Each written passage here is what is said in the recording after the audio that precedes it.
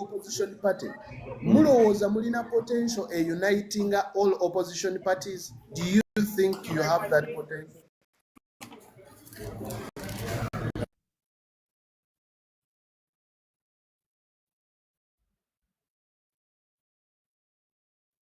Chuma cha Yesu ndoza bamukubira. Obadde obuuza nti oba ffenna tulina ki potential a uniting political parties zonna. Yes, nkubuuziza nti olowooza nga leading opposition party olowooza mulina potential a uniting all opposition parties oba temukisobola? Kati it depends on everyone's agenda. Waliwo ffe twagala twegatte because ffenna omulamwa gwaffe si kukulembera bukulembezi wabula okuliberatinga okununula eggwanga lyaffe. So ffenna we tuli, we need to unite, we need twetaaga okwegatta nga tebakwegayiridde bwegayirizi nti muganda wange jangu twegatte. No, beera nga naawe ali mu Uganda alaba embeera eri mu Uganda. Embeera eri mu Uganda eri abnormal. It automatically forces you to unite the frontliners, which is NUP now. Kampulirize ku 2026 protestive vote. Kyagala nnyo muntu ateekako erinnya lye kati mbasimanyi yani agenda kugamba. Kale katumuwulirize. Bambi mbadde nsaba kuteesaako naye nze ndi Uganda ku ground naye bannange mulaba embeera gye tulimu yombi nnyo nga bw'okiwulira. Simanyi Ugamaani simanyi gyali oba mumpulira? Tukuwuliriza ssebo. Simanyi Ugamaani embeera simanyi gyali naye nze ssaawa ya leero nze ndi musajja ali mu kweyiiya. Leero mbaddeko mu bbaala emu bagiyita Flex ekirekaawo ekirinnya. Naye walaayi n'okkuba oluyimba lwa Bobi Wine ne badde balukuba bwe bati ne baluggyako. Ngenze n'empaayo 50,000 ze ndi Lubyanza nze nyina neeyiiyayiiya ne bwe nfunamu kasente ngendako awutu. Walaayi mpadde 50,000 ne bakubayo akayimba kamu naye tebakamazeeko. Enkya Museveni agenda kujja wano Namboole nekye babadde balanga naye bwe bakubye akayimba ako bwe mpadde 50,000 bakuba akayimba kamu tekawedde nako abantu bakyamuse nnyo. Naye babadde bagamba nti Museveni ajja Namboole wano. Walaayi buli muntu asirise paka nga boogera mu nnyimba ziri endala naye mbagamba ne tukubeyo akayimba ka Kyagulanyi kamu. Sina kankyukakyuka akayimba kamu aka Kyagulanyi tubadde bagiyita Flexiba eri awo ng'ogenda tuuka ku Kavule. Bannaye abantu bakooye gwe Ugamaani gy'oli yonna oba oliwa. Nze nvuga piki ntambula buli kimu nkola delivery niye ntambula buli wamu naye bannaye embeera mbi mu abantu bali bubi ne bamuyita abagagga nabo bali bubi. Buli mugagga kati ebyo mugamba nti simanyi John Bosco Muwonge yaguze simanyi mukwano Arcade. Olaba kati abantu bonna amaduuka babagambye edduuka eribadde eri $2 million 15 babagambye batulisobola ebadde mukwano Arcade oba mugimanya awo wakati mu Central. Kati basikali abazze bapya ne parking bajjusiza amaduuka bagenda zimbawo abantu edduuka eribadde ddene eri $2 million ligenda tuuka lya million nga 10.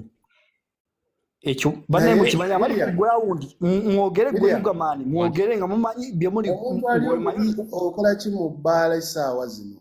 Nze siri mu bbaala ndi waka. Anti obadde ova ku Flex mu bbaala gambye ngenzeeyo nga njagala nange kuwummuzaako ku birowoozo kugambye ate gwali obubi ogenda mu bbaala ewakati nedda ate no sijja kugamba nti omuntu ajja abeera bubi nti paka kunyigirize. Nze njogeddeko bwogezi nga nze Ugamaani naawe nedda ate Ugamaani lindako katono si kunafuya. Omanye ebintu bino ebimu njagala tumakinge olugamba nti embeera beera bulungi naye omusajja ngenda mu followinganga tujja laba kale gye binaatambulira gwe Sebo, baba bakuddeese Mwami Nedda, Yugaman. mubeere nedda, bulungi. nedda, nedda. Mwami I Yugaman. have a question. I have a question. Omukulu oyo ekimututte mu bbaala kyuma kya Yesu kiki? Kugenda kulaba, okugenda kusasula luyimba balukube? What is it? Because he seems to be complaining that he paid for a song, played halfway, ate ali mu kwogera ku mbeera mbi, but he is in a bar. It is 3 a.m. Yugaman, buli ali mu bbaala ali bulungi. Gwe tomanyi ki abantu Kyuma kya Yesu. Kyuma kya Yesu. Mpulira.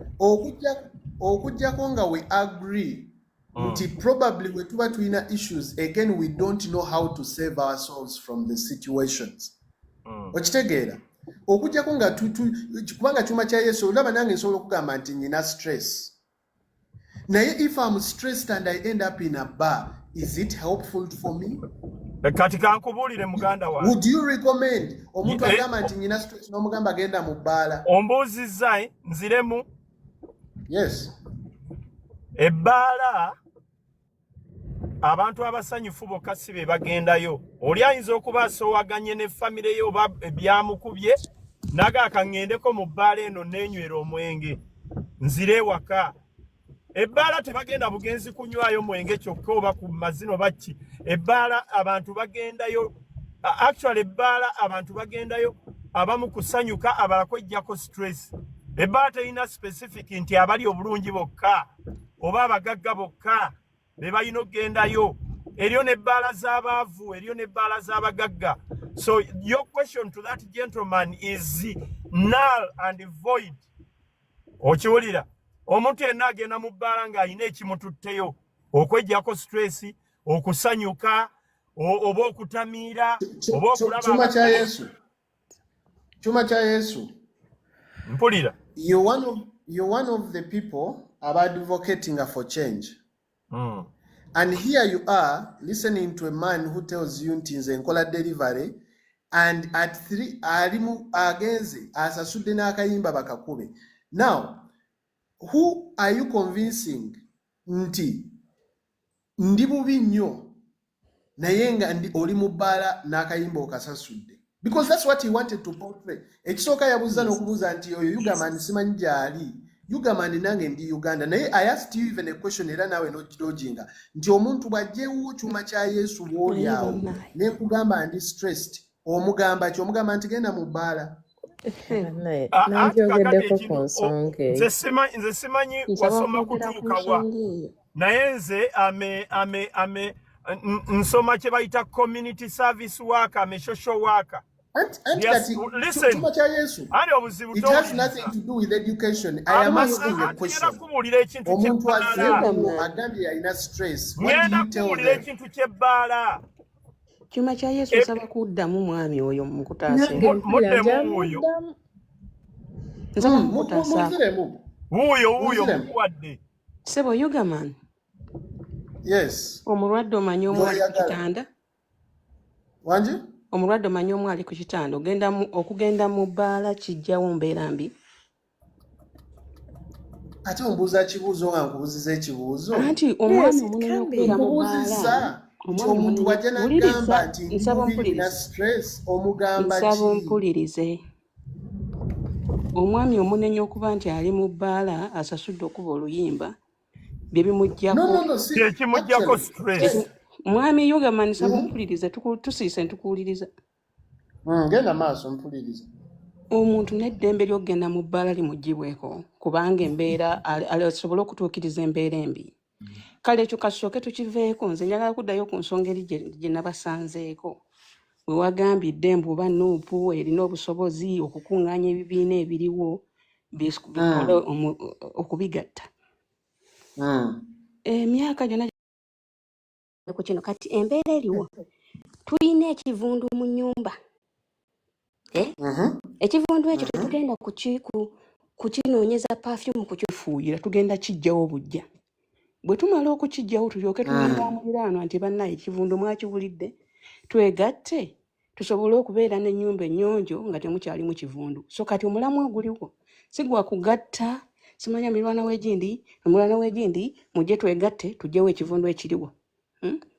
So kati mwabayina ebibiina oba mutwegattako oba temutwegattako musigale gye muli. Ffe bwe tumala okukoolawo ekivundu kino ekiri mu nnyumba mwe mwamanyira kifuuyira ne mufuuyira perfume bwe kiwunyira mu nnyumba. Ffe katuzze kukokoolawo kivundu ekyo. Bwe kinaamala okuvaawo mwe bamuliraanwa tujja kujja tubabuuzeeko nti bannaaye muli muti eyo nammwe ekivundu kibawunyira bwe maba ekivundu kyagenze tukoze tutya. Kati ku ssaawa eno oba mutwegattako oba temutwegattako oba mwefuula enkaasa ava ku mugendo. Kyoyagala okuŋŋamba osooka kuzimba n'olyoka okuba pulaani. Asula ebweru ne bw'atazimba kasi anoonya we yeewukoma kati tunoonya kwewuka. Mpulira njagala mwami Yugaman njogereko naye. Olidde ssebo naye mbalamusizza mwenna abawuliza bakwano. Mbaddeko programu eno okuva lwe yatandise nga tukyalina ku buyimba obuseneekerevu mbaddeko n'ensirika. Njagadde mwenna abateesa naye kale mpulira nnina obulumi nti mu Uganda tukyalina abantu mwanyinaze Yugaman ndi kugwe naye saagala kujolonga kuyisa maaso. I want to appreciate you naye atukuwa bulamu nti banne Uganda erina abantu nga mmwe abagezi naye nga musazewo okwefuula abasiru. I'm sorry bwe mba nkosa olulimi lubi munansonyiwera nzikirizibwa okuwa nedda sooka ndeke njogere nakuwuliriza ndowooza almost 1.5 hours. Yeah, you go on. I'm listening. Kati abantu abagezi nga mmwe ekibiina ky'olimu kiri by the way omukulembeze omugezi nze Honorable Nsereko muwe ekitiibwa. Y'omu ku bantu abagezi be nandyagadde okuba ba leaders mu Uganda. Okitegeera naye bwe mumugirako ng'ate mwefuula okuba abagezi nga mulowooza ate nga mujja ne mwejjayo ng'abasiru. Nze kimenya nti Uganda gye tulimu erabirwa n'omwana omuto ayavula nti Uganda yeetaaga obuyambi nga mulimu abantu nga ffenna abali ku platform eno. Twandibadde tukola kyamagezi nnyo okuba nga tulina bwe tutuusa Uganda. Mwanyinaze kankuyite Mwanyinaze Wilderman. Tulina ebibiina byonna ebibaddewo mu Uganda yaffe. Ebibiina nga bitambula ng'ebibiina bigezaako era nga bivaayo okulwanirira abantu. Nze ayogera naawe ndi member wa the Unite kale ndi wa NUP. Okitegeera njogerera njiweereza mpeereza abantu nkolera abantu mpuliriza abantu oyinza okuba tomanyi era siteekeddwa nakumanyibwa eno at all as long as I know I'm working for the people, I'm representing the people, service is delivering eri abantu.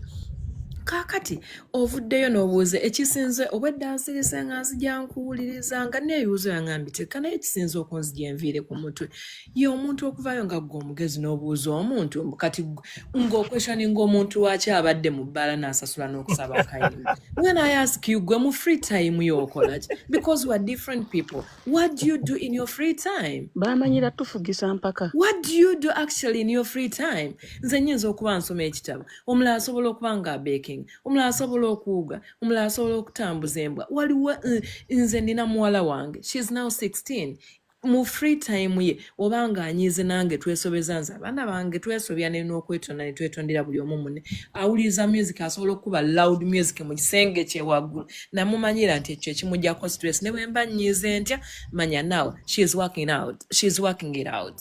You understand? Kati gwe ki ekikujjako stress woba onenya omuntu mu Uganda agenze mu bbaala akukubidde essimu nga tatamatama na bigambo essimu gyayogedde wano nti atamiddwa n'oga ki ekyakuzunziza mu bbaala ojja n'olulimi terusituka avuddeyo ateesa ku nsi yeekulaakulana naye ayiseeko mu bbaala era naakuwulya kati nze bwe nkubuulya nti nange wano we mbadde oba bwe nkugamba nti right now ndi mu bbaala ogenda kuŋŋa nti byenteesa tebiri mu magezi ne wankubadde essimu endi.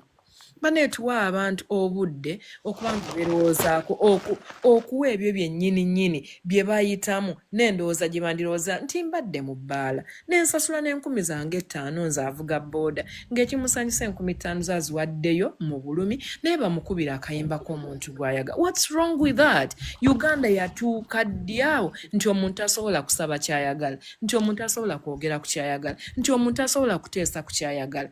Uganda yatuuka ddi awo my brother? abantu lemo okubamalamu amaanyi nga boogera ku mbeera ya Uganda egenda mu maaso era erina okugenda mu maaso n'ekira kyenjagala okwogerako nti me as a member of the of National Unity Platform ng'olumirirwa Uganda right now wandibadde olaba nti nuupu ebbanga lyebaddewo eyimiridde ku bantu ekolera abantu agenda ya nuupu vision ya nuupu y'abantu nga nze naawe naffe n'abali wano right now entunulira buli avaayo wadde Uganda etwa eddembe okuba nti osobola okwesowolayo ne weesimba buli wonna w'oyagala naye kati gwe bw'obanga ovumirira Museveni talina kyakoze ddala gwe mu agenda ya Kyagulanyi tolaba muzaakoze ng'ogamba nti wemba neegasse ku Kyagulanyi si Kyagulanyi ng'omuntu muleka kubanga nange si gwe mpagira ng'omuntu naye mpagira emisingi gy'ayimiriddeko ng'omuntu gwe bw'obaawo my brother Ugaman notunulira bw'otunulira mu agenda ya Museveni n'otunulira ne mu agenda ya Nuupu ng'ekibiina okkirizibwa ononso birizo osobola okugwako n'ogamba nti wemba neegasse ku Kyagulanyi ku magezi genyina kale gwe nga wooli nange wendi naye ku nsereko honorable amagezi g'ayina kati atwafunye n'aba diversion abonze saagaana boogerako kubanga banyiiza n'okunyiiza lwakuba baddembe lyabwe saagaana badiscussing at all naye gwe bw'otunulira pate gye tubaddemu ebaddewo at least evuganyiza akabanga kana bw'ogitunulira ddala togirabamu mulamwa mujje ne pate ate endala tuba tuyamba Uganda kugenda mu maaso oba tuyamba Museveni okubeera ng'ateekumidde mu buyinza kangira nkomaawo. Omukyala bamuyita Sophie kampulire Uganda bannange kati abantu nga Ugaman nimutulekemu mwongera salt mu biwundu mujja ku pano sigala gy'oli tuleke abawuliriza abasinga babeera ku live zino tulina ennaku tujja kuno kuggwako nnaku ya nsi yaffe abantu bafa abantu balina ebizibu n'oveeyo n'ofuna audacity okwogera ebintu ebityo gw'omusajja omukulu muswaleeko banange twabakoowa mulya ssente zammwe mirembe naffe mutuleke mu nnaku zaffe. Sophie naye mmwe temubeerako na muntu mmwe temubeerako na muntu kati mwenna munsazeeka sijja kola point sisobola na kureasoninga naawe afuna reasonity I cannot even waste my time on you. Sophie wangu Apparently nebyoyogera tebirimu no Calm down and make a point so we understand. No, first calm down. I've been listening for the longest. Ugaman. Mulinga bakwata ebintu by'abantu ne mubiteekamu omunnyo tutambule tutya. Mwere nnyini abali mu nsi abali girwaniridde mwe mulyamu eko olw'okuba mufuna ekigogo. Ugaman. Ebirungi naye olabika Nakamuga nti alina ebirowoozo ebirungi tomugulira kubanga tonnawulira kirowoozo ky'alina. Please stop. Kati lwaki omugamba alina ebirowoozo ebirungi tannakuwaayo wadde ekirowoozo alina obulungi ekyo si kirowoozo obulungi. Ugaman obuzibu bw'olina oli mu myaka gyaffe ebigenda mu Uganda mu maaso obiraba naye weefudde omuganda kyayita nampulira zibi weefudde ndiwulira vva mu kasooli balimala muteekamu wendiwulira nga batandise okutokosa ndi muvaamu weefudde ndiwulira vva mu kasooli owuliriza lindako ng'oyagala kumpeyintinga wrongly. I do belong to EPU which is an opposition party which is not in government. So why it's not a problem. It's not a problem. Lwaki oyagala lwaki ogamba nti nuupu bw'etabeegattako bw'etabayita kubeegayirira teyina kyejja kukola. That is the problem. That's awogwira. When nagambidde nti if you cannot win them, join them. Mwanyenaze chuma chayo, don't even beat around bushes. I actually thought that as a leading political party in opposition, you actually have the responsibility of rallying everyone behind you. Ekyo tekye omukyala abadde kunakugambye nti tuyina emmese mu nnyumba.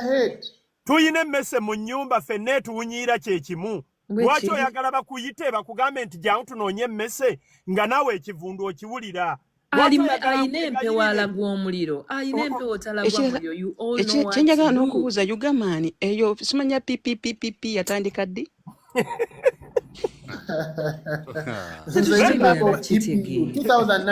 2009 Nuupu yatandika ddi? Yes. 2009. Ngamba Nuupu yo yatandika ddi? It's 5 years. Kakati pipi jajja bwoyita omwana omwegatteko. Just rebranded. It's more than 5 years. Yeah? It's more than 5 years. Okay. Ekibiina kibalama yali yakiwandiisa dda Nuupu ne rebranding ekibiina kye. Kati bana nyina kyensaba. Kati nsaba Ugaman tumuweeyo time. Nedda sebo. Wamuwadde dda time n'ayogera byayogera. Nedda sebo tatulumya mitwe. Mwangulira lady eno. Mumanyi sente ze nateeka mu TV. By the way, I'm listening to you guys. You've made me the center of the debate. Like I'm listening to you. Katuulize Ryan ono tujja kuddayo wa Ugaman.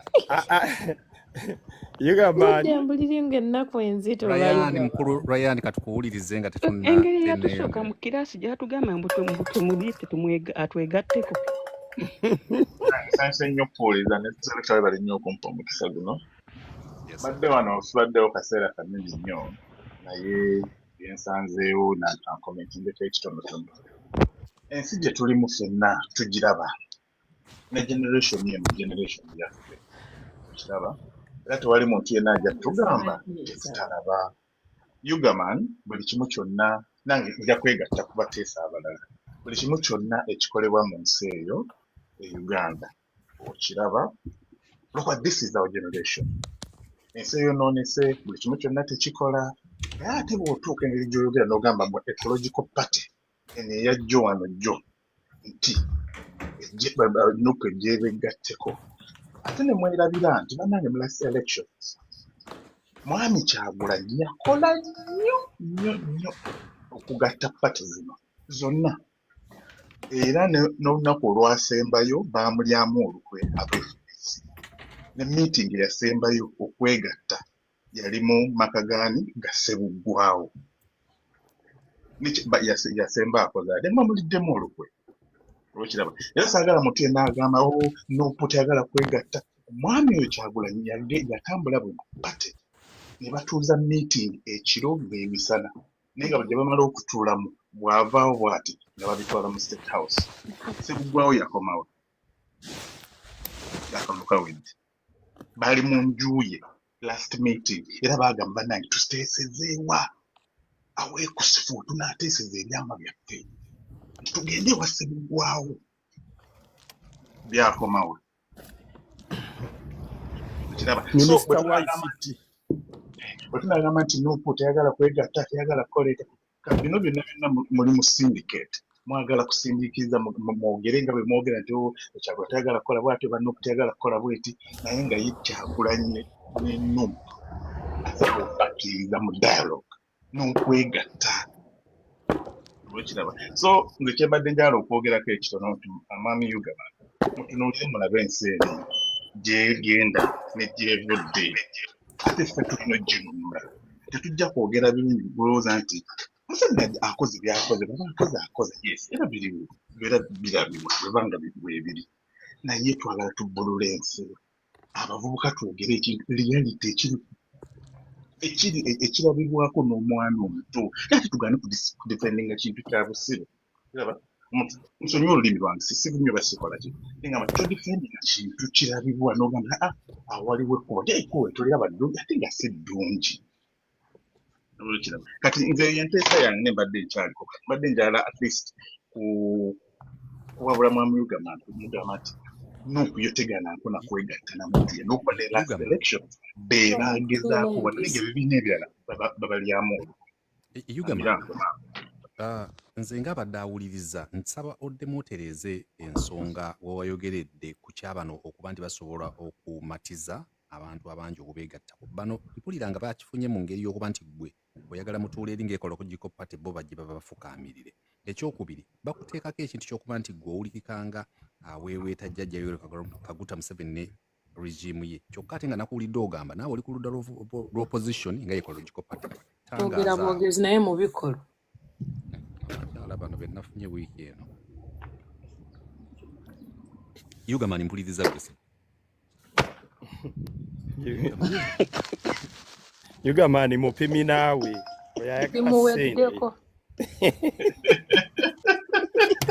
Gwe Selector William. Eriyo omuntu ng'ategeera nga maama we yamuzaala bulungi n'ayonka amabeere n'agakkuta bulungi ne bamutwale mu ssomero n'asoma ng'ayina common sense nga teyagwako mu ttooyi tebamusuulako mu kaabuyonjo ng'ategeera bulungi emmere tagiyisa mu nnyindo tagiyisa mu kabina. Eriyo omuntu ategeera akyasobologa nti nno awagira Museveni. Oba ne bukakuni bw'obwo bw'ataddewo taliyo. Brother William, sibapimi baagala ssente. ate Kati brother Yugamani William, akulaze nti ye anoonya ssente. nekya brother William, ffenna abali wano newankubadde tusubscribinga ku Noob tetuli bawogezi ba Noob. So leka buli point gye twogera togamba nti tusubscribinga ku Noob naye Noob erina omwogezi waayo. So kati ffe bye twogera ndowooza zaffe ng'abasajja mu kibiina era ekibiina tekiri responsible nga nze Maria byenjogera tekiri responsible. Ate ndowooza program zenaddamu okukola njagamba nti Maria Exactly. jangu mu video. Maria n'endowooza yange nga nze Maria omuwagizi wa Noob naye singa omwogezi w'ekibiina. Tugenze wa Yugamani. Obadde odduse obadde ondese mu buzibu Yugamani. Kyuma kya Yesu akolodde n'emikono n'atandika okudalya bw'ati. Ada atandise okuntemaatema. Naye Select obadde olina kyombuuza wenviriddeko netwaka yange n'ekyankalanamu. Abakulu bano be tuli nabo ku programu eno olunaku lwaleero ekisooka mbeebaza okubaganya ebirowoozo byabwe naye balina ensonga bbiri kwe bayimiridde ennyo ey'okuba nti gwe wawulikisenga agamba nti mwenga ecological party Nuupu tekoze kimala okuboogereza okugyegattako ekyo kimu bo bakirabye nga it is an insult okugamba nti political party ento kumwe aba 29 bo bye balina okugye ate nga namwe musobola obbalaba nga beba kati ekyokubiri bakulabanga gwe akyali mu kujjajjatta General Museveni ate bo gwe batakkanya naye n'entambuza y'emirimu gye wagitambuzizza emyaka gy'amazenga mu kulembeze. Ensonga ezo bbiri njagala ekifaananyi ky'okisiige kibeere nga kitukula bwe kiti nga ecological party. Asiga kifaananyi asiga endowooza. Selector neyanza nnyo. Enkola ekibiina ndye ku ssente za Museveni. When nasookedde nayogedde ekintu kiri very clear that okujjako nga waliwo omuntu ayinza okuŋŋamba nti ebibiina ebirala byonna biveewo wasigalewo ekibiina kimu oba ebibiina bibiri byokka bye biba bituukiridde to compete in the political space, nja kugamba nti yes, that is acceptable. But for you to come out and say nti EPU jajjata Yoweri Museveni simply because you as a party or you as a political actor don't actually understand what EPU is about, then it is about you to get to understand ekibiina ekyo. Ekyokubiri nti bw'ogamba nti you are the leading opposition party, naturally you have a mandate of spearheading change because you are the leader of the changes, the forces of change. Kitegeeza gw'olina obba kuŋŋaanya. Because listen, politics is about alliances.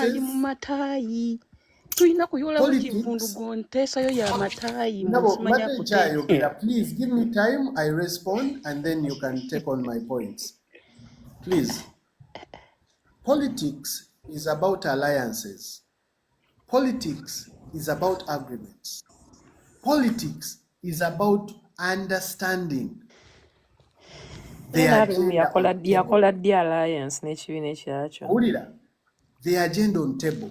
So for you to sit there and think that there will be no effort consolidating abantu overlated together, then you are living in a dream which looks like a controlled environment. This is what I'm telling you. In politics, even one political actor like this is important omuntu yenna avaayo n'agamba nti oyo tetumwetaaga oli tetumwetaaga, then you are actually failing yourself on the political space. Therefore nze lwaki nayogedde ekintu ekyo kiriwo ekiti ebibiina bingi ebiri mu opposition naye nga they need to have guidance and direction. Who is supposed to spearhead that? The leading opposition party. There must be effort to consolidate that. Point of order here. Number two. Point of order here. In politics. Yes, order accepted. Yes. Mami Uganda. Byonna byonna biwulidde byobadde oyogera nti wajja kubeerawo party ejja kuspearheadinga kati gwolowooza nti noopu ejja okuspearheadinga naye president w'omumanyi ow'ekibiina kyo president w'ekibiina kyo damu ssebo. Listen, wait. What, Ryan, gwambuuza nti oba president wange omumanyi? Yekibuuzo, yes or no? Valid question. So are you abuuza gwe nti omumanyi? Just say yes. The president wange oba mumanyi? Yeah. No, I don't get the question properly. Please ask the question so I can answer it. Omanyi president wa party yo? It's a yes or no? Yes, of course I do. Exactly. I do know. Thank you very much. Do you follow him? Byayogera byonna. Yes. Speeches zonna zaabadde ayogera. Did you follow the speech gyayogera nga DF eggulawo party yaabwe? Yes. Okay. Yes, I did. Was that a constructive speech towards other parties or towards NUP? Mm-hmm. You want NUP? I think NUP to spearhead? No. Yes. Mm-hmm. I'm going to give you context. I'm going to give you context. It depends on what you as a NUP supporter looks at. Yeah? But from what I heard and from what he said, in his context, yakiteekawo plainly nti ekintu kiveewo ekyokulowooza nti ffe tulina gwe tulwanyisa ali mu forces of change. Era yakyogera openly nti tetulina gwe tulwanyisa because there is a perception eriwo nti birwanyisa NUP. Okitegeera? Listen. You did not listen to your president. No, you did not listen to your president. Or if you listen to him, you did not understand. You can go ahead and let me know. Because when yali atandika okwogera yagamba nti sijja speech yange sigenda gidirectinga ku bantu batalina ntebe. Ngenda kugidirecta ku bantu abalina entebe. Yakomenkereza ayogera ku Kyagulanyi yekka era n'agamba n'okugamba nti tetusobola kukolagana n'abantu abali empty headed. Those were his words. Those were his words. So why do you expect kugamba kati the NUP bave bagambe tujje ewagundi nga tomaze obbavuma olwokiraba ng'obagambye lwaki ye gwe empuga wali okolagana ne bano weewawona nnyo abantu abasiru teyakozesa nti bantu bazinenga alina engeri gyajjereegerera omukulembeze. So basically what I was trying to say is listen to your president otegere kikyayogera bw'aba akoze ensobi ogamba omuyebbi wano yayogera bwaki ne bwati nebwe togamba in his context but at the end of the day oyagala parties kuba nti zeegatta. Anyway, you've had the point of order. Thank you, brother. Yeah, thank you, Ryan. I am not responsible for the context and its interpretation. I need also people to understand that. Nti, how you interpret omuntu kyayogedde and how you pick meaning out of it, I am not responsible for that. But that one doesn't need any interpretation. Yes, it is loud and clear. Yes, because for me, I'm giving you the context that actually was built in the spirit of people who have been constantly thinking that any other political party that comes on scene is actually fighting the leading opposition political party, which is not true. Okay, Yugaman. So for me, Probably, that is the context, and I want to hold maybe it the there because maybe at the my party is level, not. But what do you at my take of level, your party Maybe the leader's party is speech? not fighting Yugaman, the the reason opposition, why, but the yes, leader is. Yugaman, the reason why people yes, think like that is ecological parties is understandable. Ebigambo ebyolekezaawa. Nyina mukwano gwange, should I say is my student or whatever way, Kasiri Adam. Bwanchaza ku channel ye ntero kimubuuza kintu kino era olumuntu aliko ne ba Yugamani ne bampuba ebibuuzo nange ne bimegga ntero okubuuza ekibuuzo kino ekyuma kya Yesu akireese n'abalala bakikoonako nnyo essaawa eno tusobola okupracticinga politics in real sense, or we are supposed to remove, to shake up the ecosystem, kujjawo kivundu, then politics, proper politics, or najja later on, because Yugaman challenge yetulina is this one. Omwami oli ekyuma kya Yesu yakonye ku nsonga eya nti jjajja bw'obuli bw'omulaba ku ballot paper ebyatulwanya biddamu. Kane tudda ku kino Yugaman. Ebiseera ebisinga nze mbadde ndi mu radio okumanaginga, mbadde mu art n'awalala nga ngoberera n'okuwuliriza bana Byabufuzi nga boogera mu nkuubo.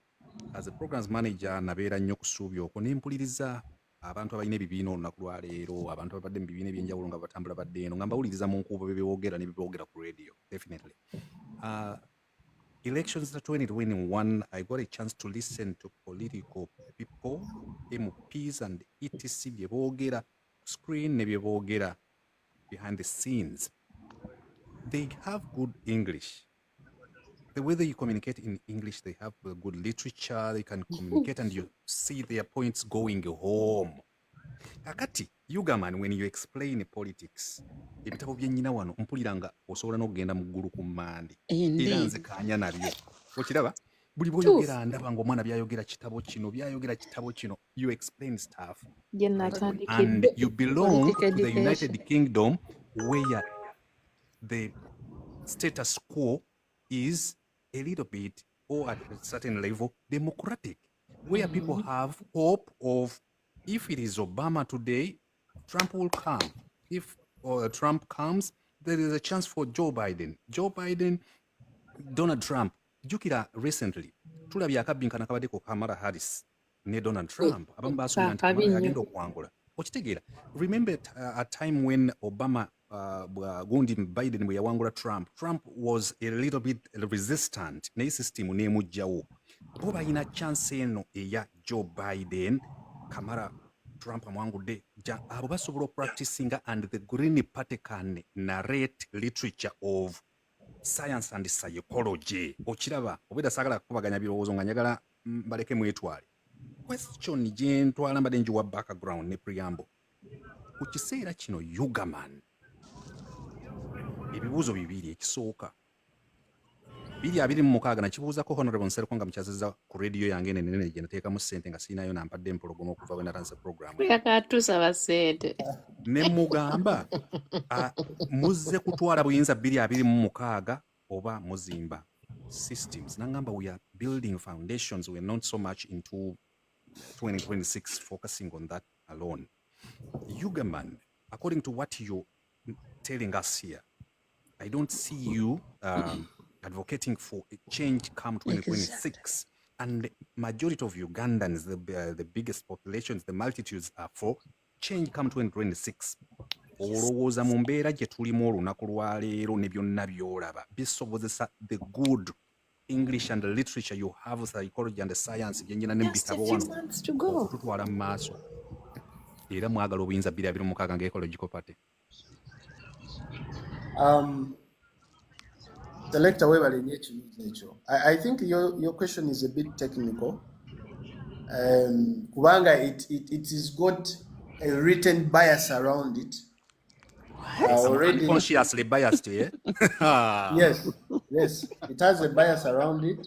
Obudde nachi. You've already put it in a certain box where you want me to address it in that box without taking it out. And I'm going to. If you're true, you have to answer it correctly.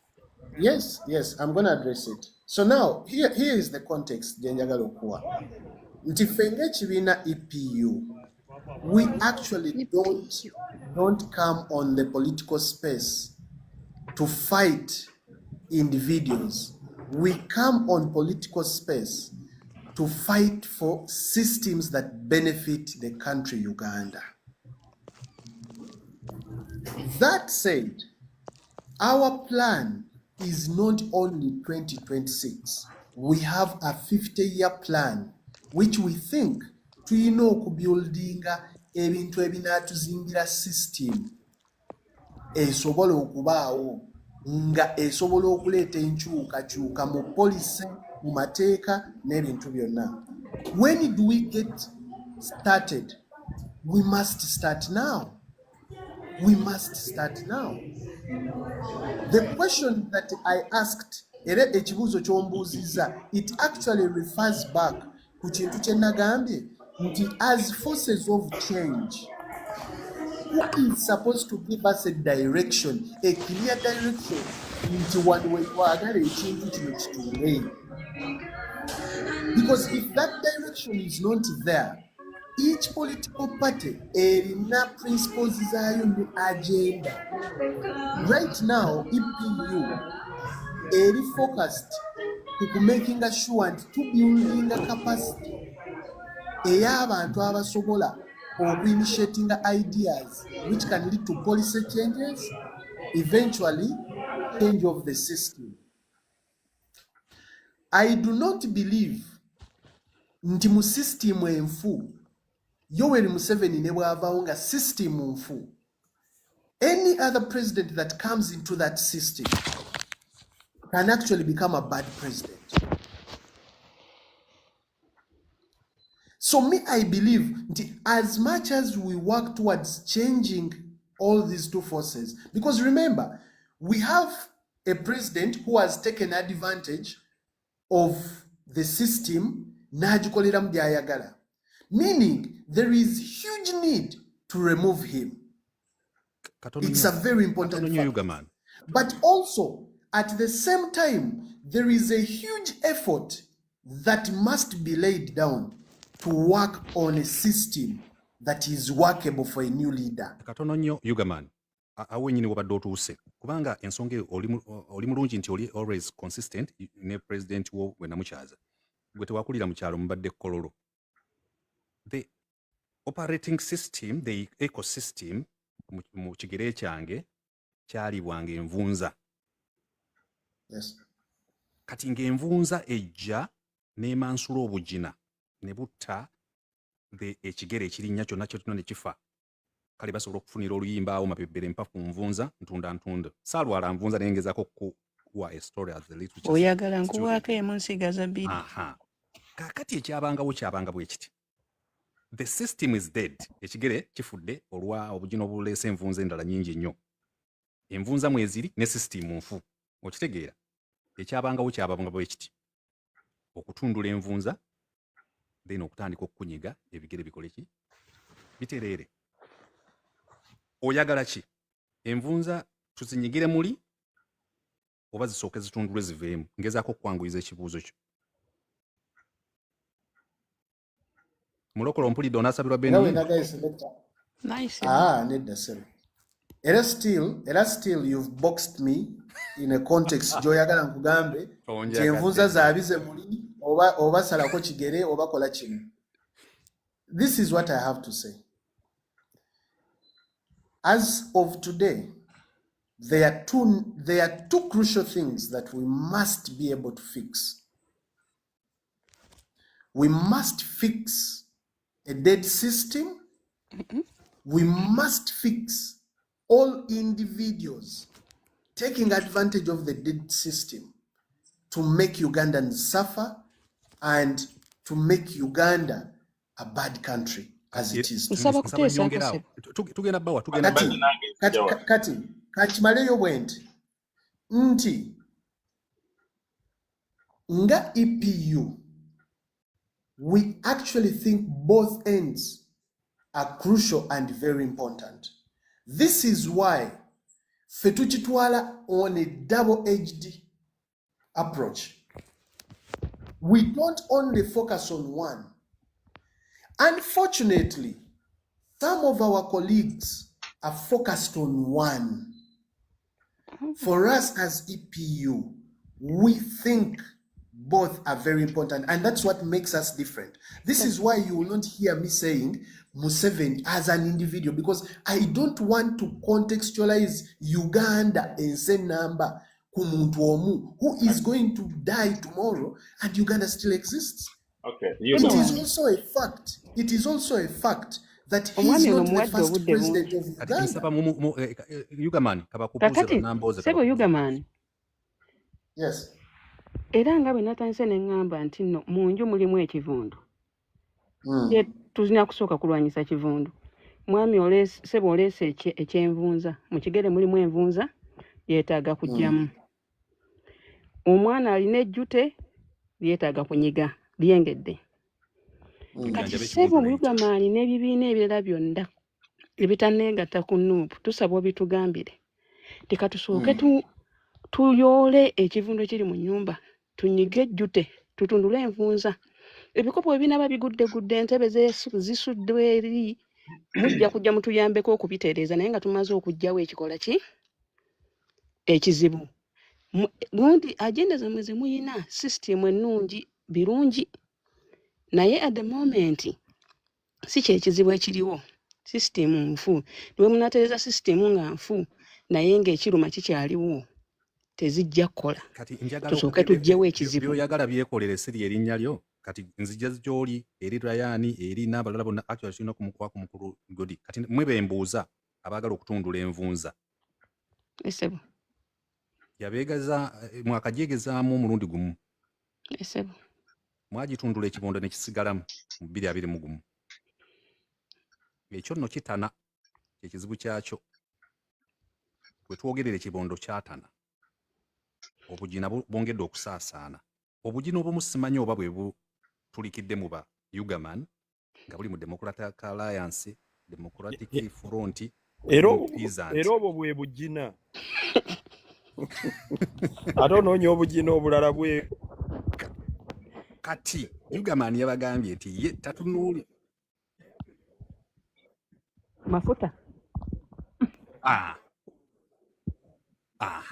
Kakati mwabagala okutwala ekigundi kino assurance mugituwe naye tetwagala kufiirwa kigere. Uganda tetwagala esigalenge. Kyovolaba. Kati mutuliiremu. Kati ndiiraamu byoyagala. Engeri gye mugenda okukola byonna atego oku system sweeping ekivundu kifulumye sanitizer bichi wipes zamwe zanasanga mu America zino manye ezikola zitya byonna bleach. Kakati tugenda envunza eno tugenda gikwata mavumba. Tetugenda kulinda abakyalina okulongoosa zi system. Tugenda kubanga olaba nti nno ebikwaso tulina bingi. Ebikwaso bingi. So tugenda omanyi bwe tujja bigula obubiguzi bwe tute. Bana aba system bajja kunyiga ekiwundi. Erigundi ekikwanso manyi okutulikiramu. Kati twajerulira omanyi wano okusooka ku mumwana ojjawo oluliba yeetaaga kubigula. Kati bana aba system bwe bajja kuona ku mwana gwayo olumuzaazaalanga ne ku nassu wano naddala ng'eyina omwana awo gwena gikola otya. Ebiseera ebisinga weegendereza envunza akagina sike kagenda ne kaluma awalala. Ebeera nvunza ndala yazze n'eruma ewalala. Ekyo jjo kyegendereze. Zibeera zeerinaanye nnyo kubanga kino ekinene kyagonza olususu. Ate tezitundulikeko ezebbiri. Naddala eno ebeera entenvubu. Kati tulina kujjawo tujjawo erina olwa yero kati buno obutonotono buno Buyugamani obuli ebbali. Tulina kujjawo envunza efulumizza omumwa kuba omumwa gwayo gulabika bulungi. Raya gundi Godi soko obeeko kyotugamba kuba bwe nagenda wa Raya ntugenda tweyongera debate eno nzesezza olwaleero. But I like you Ugaman. Lwaki nkuteeka mu fix oba abantu bakuteeka mu fix? I'm looking for debaters. Nagala n'ekyuma kya Yesu twaze ntumuteekako n'atuzeeno okuyiga debates because uno omulembe gwammwe. Yugamani mupimi naawe bagala sente. Oyina ngeri y'okwogera Godi katukuwulirize ssebo. Godi yagenze mu ttawuni, yagenze mu ecological oyo kati. Ali mu kuwandiika bammemba ba ecological na peasant. Nga Godi bw'ajja. Hello? Wuuyaze. Hello ssebo tukuwuliriza. Balamusiza nnyo bassebo. Yes. Kati ntandikirewa nkomewa. Tandikira Yugamani. Ku peasant paka ku ecological. Peasant ne ecological in a country where there is democracy tubaaniriza okujja mu field ya politics. Nze am affiliated to PFF.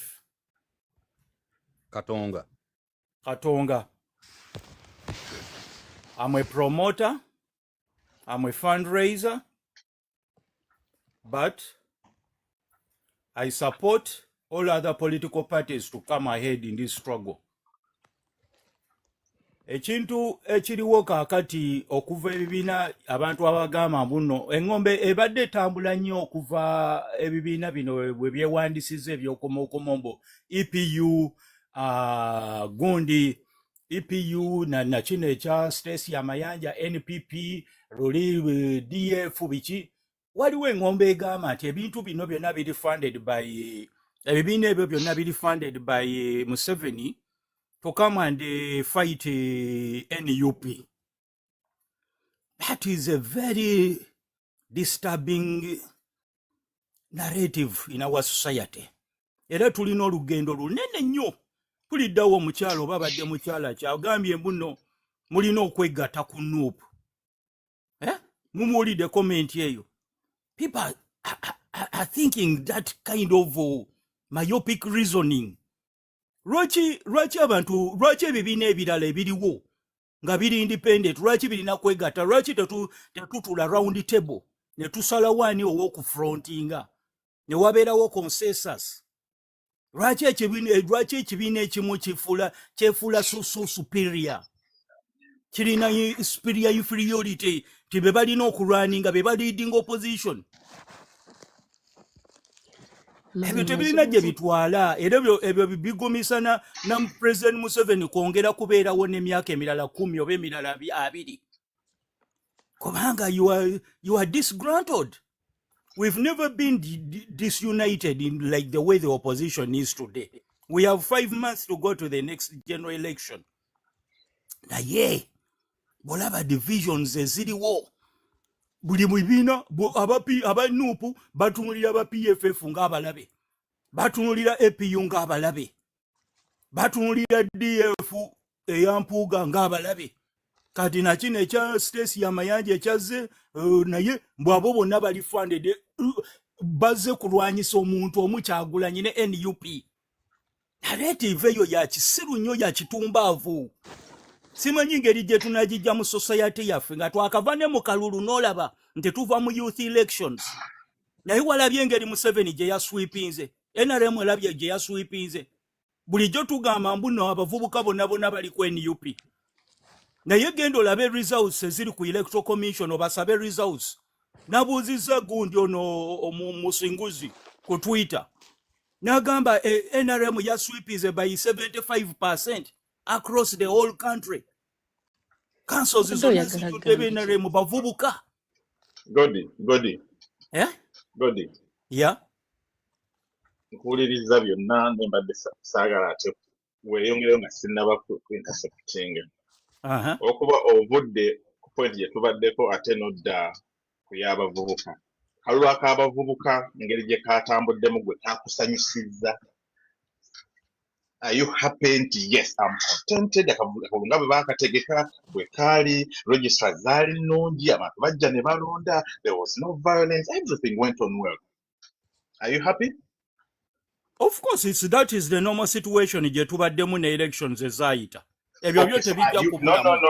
Are you happy? You can even sit there. No, you know what? That is the normal situation we have been going through. So if it's the normal situation, is that democracy? It's a normal situation. Is that democracy?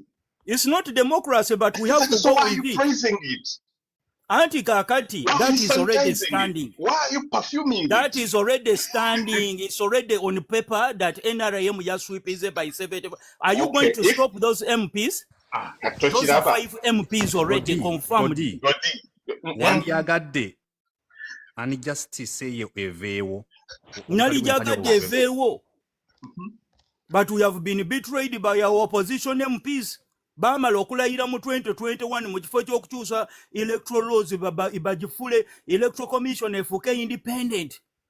Naye bakwata esente z'emmotoka miliyoni 2 ne bagwa eddalu. Abasinga bali in total poverty. Tebalina mayumba bali bapangisa abamu. Ne batandika kugula mataka, ne bazandika kuzimba apartments. Ne bagula mamotoka. They thought of themselves. But you very know that we are living with an electoral commission eyaliwo mu 2021 Simon Byabakama ne commissioner ba webali, and somebody who elects them, who puts them in office, is the incumbent Yoweri Kaguta Museveni. And you are still going in the next general election with the Simon Byabakama, who was supervising the other elections of 2021. Era yakomyewo 2026. Never commissioner. Point of interjection. Okay. Point of interjection. Ochiraba. All our opposition MPs did nothing to fight that. You see independent electoral commission. You cannot stand with somebody who is on the ballot paper and on the electoral commission. Okay. You expect something to happen. Point of information. Akange kati ninyo. Abatuuliriza mwenna ne Godi ali kuno. Ennaku ennuma nnyo ngenda kwogera ekintu ekyobusiru naye abalina psychology bajja kukitegeera.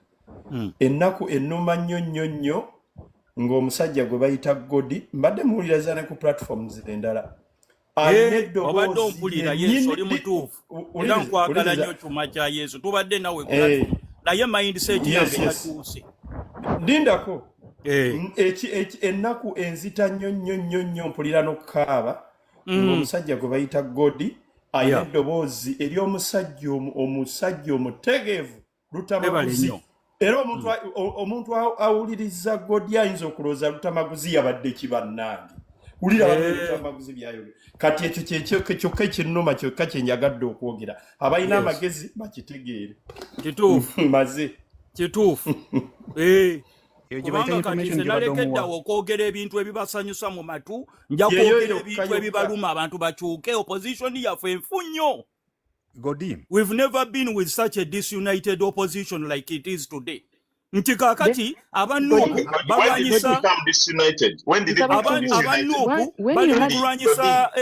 abanuupu mu kifo okusupportinga Muhammad Young Man brought out his party. Bamulaba ng'omulabe. Bwana Godi. EPU. Bagiraba ng'omulabe. Omukyala abuuza. Baze kulwanyisa eri. Omukyala abuuza nti. Ate Stacy Yakamayanja naye bwe yazze, ate naye bamulaba ng'omulabe. Opposition erwanagana yokka. Museveni ali ku kaweweevu asamba mupiira gwaguteba mu ggoolo. Okay, Godi. Omukyala abuuza mukulu Godi. Jiro mwali mubadde ne organize opposition era ne mukola ki? Exactly. That was my question as well. At least united.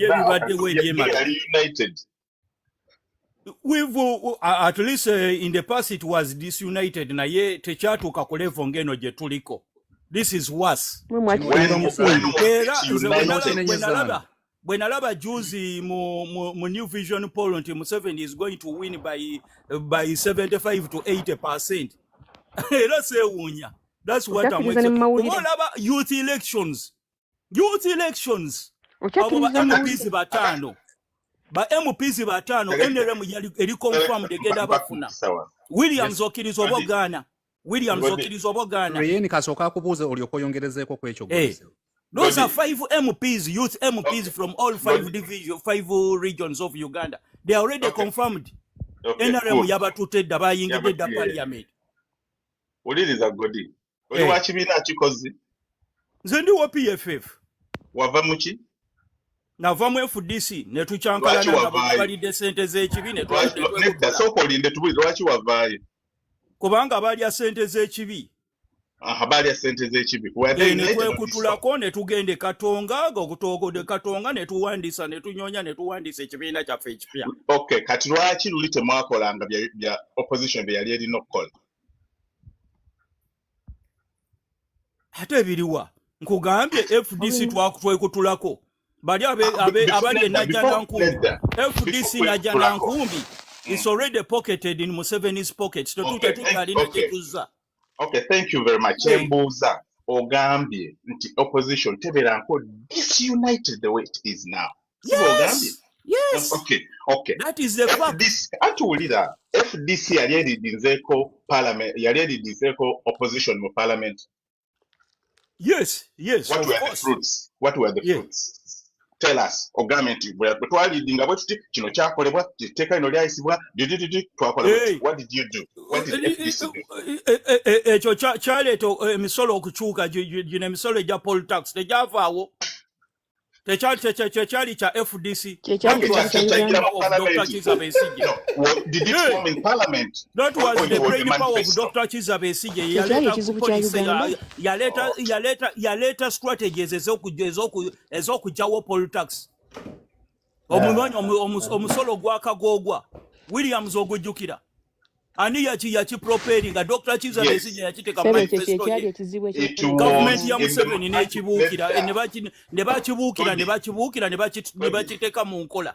Naye nga it was brainworks of Dr. Kizza Besigye. You are not listening to my question. My question was, when you led the opposition in parliament, Namolina, leader of opposition in parliament, what did you do as FDC? Yes, we put the government on pressure and put good laws. Good one? Which laws are those? Tell us the laws you bingi tetusobola tetulina na budde bingi kuwadde kyeteeke ekyomusolo okuvaawo ekyo kyali kinene kyali kibaddewo emyaka n'emyaka naye nga gavumenti kibafuukidde ezzike. Kyotanaba kutegeera tekyali mu parliament kyali mu manifesto. Gavumenti n'ekibuukira n'ekiimplementinga. But even, yes.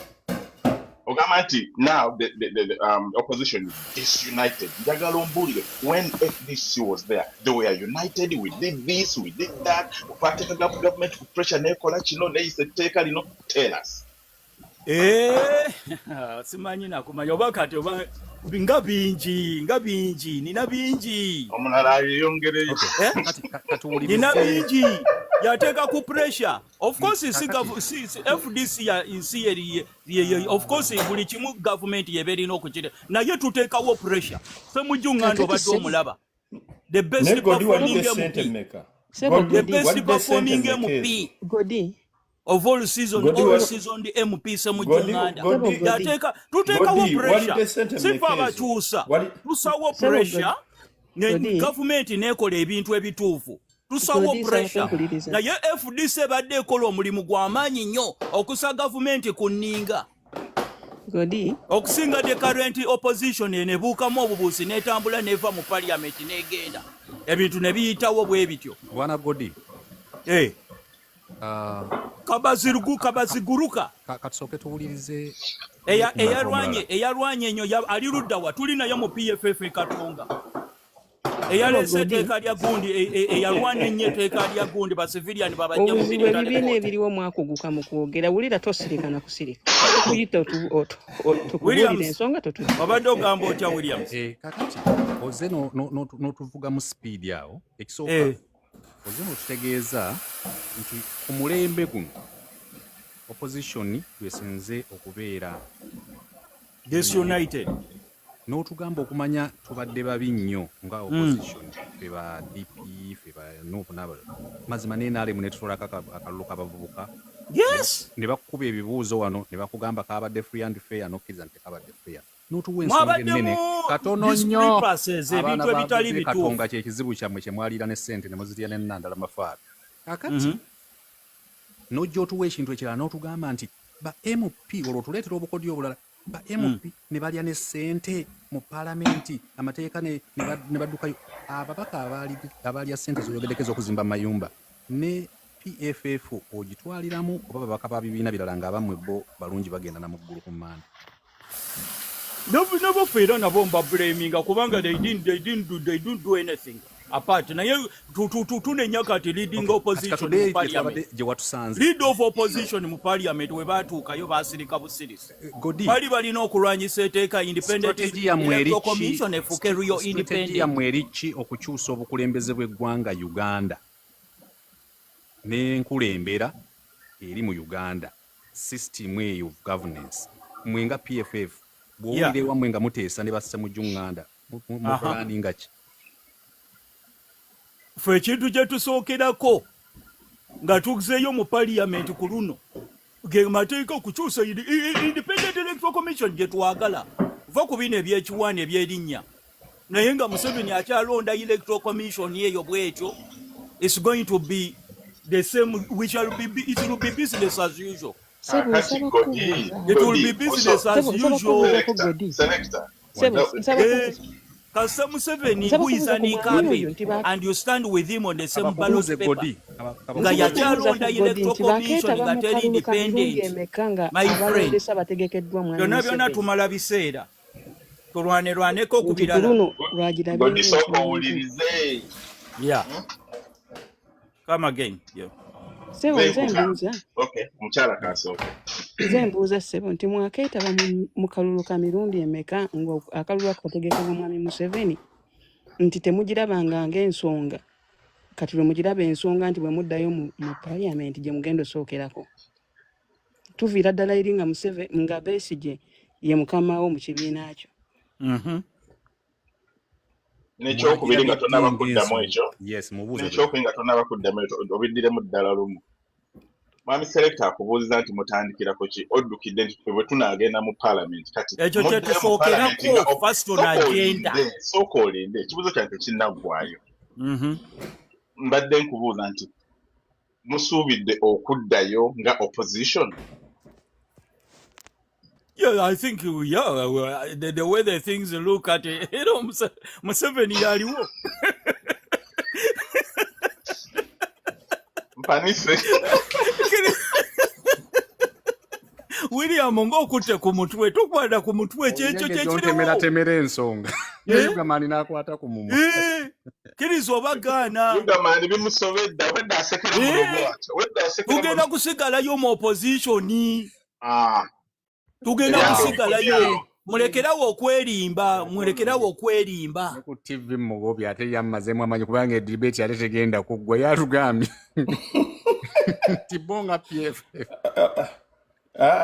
oyo kye mulina omubuuza ssente walidde mmeka olowooza teziggweewo kakati omanyibuuza ssente walidde mmeka akiyita omanyi kati aba NRM kye baakoze baabuukidde omusajja oyo olw'okuba ayina tooni oba ayina eddoboozi eringa erya lutamaguzi baagala kubuzaabuza bantu omanyi eriyo abantu abasobola okubuzibwa amangu ne baga owulira ne lutamaguzi kisoboka bakozesa anything they don't take anything for granted kati oyo naye bateeka kuba bamutaddemu ssente eziwera nti jangu ekintu okikube makoono okikube makiikakiika bwoti kigiregire bwoti akako kaakugenda kati kyovola nti ayogera ebyo nenze ekisinga okunnuma singa amaloboozi gaali gakyusibwa amazima gennyini lutamaguzi twani mugambye afune eddoboozi ayogere mu ddala naye yonna ssente letuleese abakulu b'amasimu abalala mubeeke ali Salimu Ssebo ekirowoozo kyo mbalamusizaako mwe n'abateeza abaddeko nze wedda kwendi kuwuliriza kuviira ddala mutandikidde ne Yugamani mubaddeko babiri nga mbawuliriza naye okusookera ddala nja kutandika ne Yugamani ndyoke nzikire Yugamani obadde ayogera yes first and foremost omukulembeze we bwe tuba tuzze mu mazima bw'aba atandika okwogera n'asengeka ensonga olaba ddala omukulembeze akola ki ayina ensonga naye nze ekizibu kyange kiri kimu oba ekibuuzo kyange kiri kimu eri mwami Yugamani President wo ebirowoozo bye birungi bw'aba ateesa olaba nga ateesa bisobola okugatta ku nsi but my question is mu political parties zonna ezaaliwo yali talinaako wasobola kugwa naga nti wano balina ensonga kaneegattire wano tugguse ensonga. Ekyokubiri gwenga Uganda olabanga to form more political parties is the solution to okusigukula aludde mu ntebe emyaka 4 oyo Uganda Sebo mwebaziza nnyo omukubi w'essimu. Kyengenda okusookerako omukulembeze wange actually yali mu process ey'okuregisteringa ekibiina ekipya kye bayita Revolutionary Front.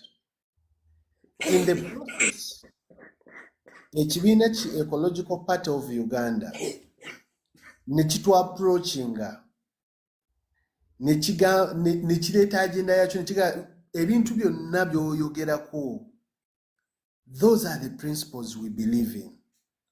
Why don't we combine effort? Okumanya omukulembeze wange, he listened. N'abawuliriza. Did we register a new political party? No. We joined an existing political party that shared a vision like what we had in RF. And that is EPU, which was registered in 2009. So it is not a new political party. It is only seeming more visible now. Kubanga erina omukulembeze abantu gwe bagoberera era abantu gwe paying attention to what is going on around him. Okay, tuyanza Lieutenant General. Abuzize ekirala kuba amasimu mbadde njala bagira mangu. Okay, let's go to the next. Lieutenant General. Mwewe ebitiibwa baana mmwe. All right. Greetings, fellow countrymen and women. Mugamba mutya. Njagala kubeebaza mwenna olwa contributions zammwe. Naye nze briefly, I don't think at this particular time we need to give much attention to to events where our attention doesn't deserve, because we have a very short time to the general elections. Right now, mu ggwanga lyaffe Uganda, the forces are two. The existing force of the NRA that has been here for the last 50 plus years. Most people count only 40 years. But Museveni began his struggle in 1971 after the formation of Front for African Salvation. So it's many years ago. And the second force that we have right now is the National Unity Platform, Stroke People Power, under the able leadership of His Excellency Robert Sentamu Kyagulanyi. Those are the two forces that we have. The rest can be counted, but at least not at this time, okay? With due respect, because according to our constitution, everyone has a right to belong to any party of their choice. But what matters at this particular time are two forces, the NRA and the NUP. Okay. Another issue that I want to talk about is the fact that mpulidde abantu boogera wano boogera biki, but their pivot of matter is centered on domestic policy. Tukoze ekibiina ky'ebyobufuzi, tugenda mu parliament. That's not the conclave of the power in Uganda. They are all turning a blind eye on the foreign policy. And if you want to count on the foreign policy of the National Unity Platform, I think we all see the fruits. One that is making headlines in Uganda today is the iPod issue, whereby Museveni has been using that as a trap to forcefully coerce those who are against him. He's been using it as a platform. Ebadde nga bbaala ye, mwanywera n'abo bakkaanya nabo. But if you remember, in 2022, in September, we held a peaceful demonstration in The Hague at the headquarters of the Netherlands Institute for Multi-Party Democracy. We submitted our petition and those chief funders had to quit. So you see the foreign policy of National Unity Platform crippling this regime. That's the first point that you need to do. because this is a system of more than 40 years. You cannot just play that kind of politics where Uganda wakameza kubuka miala wano na wali kibina kyebyobufuzi muli awo temutegerekeka. You have to find the root, I mean the tap root of this regime, and it's been the foreign policy. So we've done all that. And another thing, people are trying to paint a picture that NUP does not want dialogue. We dialogue actually. And there are so many things that we cannot even say online here for security purposes, because you know the modus operandi of the NRA. I want to let you know, without no fear of no contradiction, that NUP is within the Museveni government, because it's very difficult for you to overthrow a system of 40 years without having allies inside. It's the same way how Museveni did it. When he was coming, he had allies in the then government. Even attacking Kawamba, yainayo ba allies be munda mu barracks bajeje odong oshitegera. So I want you to know that NUP is not walking this journey alone, but we make dialogues and coalitions with people who matter, people who have something to put on the table, okay? So I want people to know that the forces that we have in our country today are two: the existing force of the NRA and the opposing force of the NUP. The rest, as per now, with due respect, they are not considered, okay? Anyone who breaks away and, you're starting from grassroots. We don't have time. This system has been here for 40 years, for heaven's sake, okay?